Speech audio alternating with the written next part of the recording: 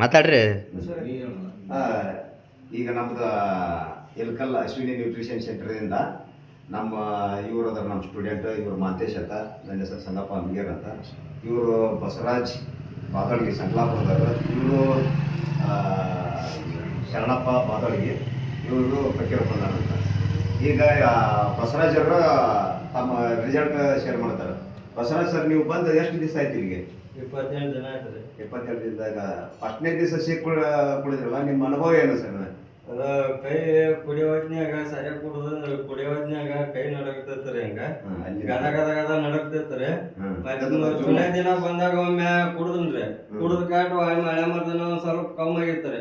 ಮತ್ ಬರ್ಬರ್ತಾ ಕಮ್ಮಿ ಆತ್ರಿ. ಕಮ್ಮಿ ನಾವು ಕೀ ಎಲ್ಲಾ ಇವು ಎಲ್ಲಾ ಬ್ಯಾನ್ ಹಾಕಿದ್ವಿ.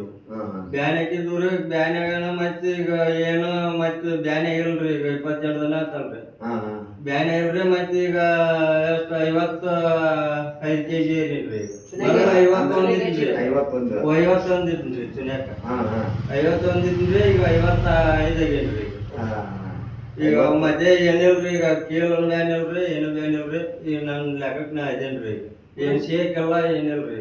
ಈಗ ಕಬ್ಬಿ ಬಂದಲ್ಲಿಂದ್ರನ ಮತ್ ಏನಾಗಿಲ್ರಿ ನಮ್ಗೆ. ಈಗ ಒಂದು ಶೇಕ್ ಫಸ್ಟ್ ಡೇ ನೀವು ಒಂದು ಶೇಖರ್ ಕುಡಿಬೇಕಾದ್ರೆ ಕೈ ಎಲ್ಲ ಶೇಕ್ ಹಾಕಿದ್ವು ರೀ. ಹಿಂಗ 2 ಕೈ ಕುಡಿದ್ರೆ ಹಿಂಗ್ ಶೇಕ್ ಹಾಕಿದ್ವಿ. ಮನೆ ಒಂದು 60 kg ಒಂದು ಏನೋ ಒಂದು ಚೀಲ ಒಂದ್ ಚೀಲ ಓದ್ಕೊಂಬಂದಿನ್ರಿ. ಆಚೆ ಕಡೆ ನಮ್ಮ ಮನೆಯಲ್ಲಿಂದ್ರ ಒಂದ್ ಚೀಲ, 1 ಕ್ವಿಂಟಲಿನ ಚೀಲ ಓದ್ಕೊಂಬಂದಿನ್ರಿ.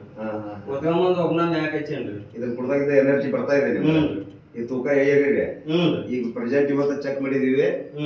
ಈಗ 51 ಇದ್ದಾರೆ, ಈಗ 56 ಅದಾರ.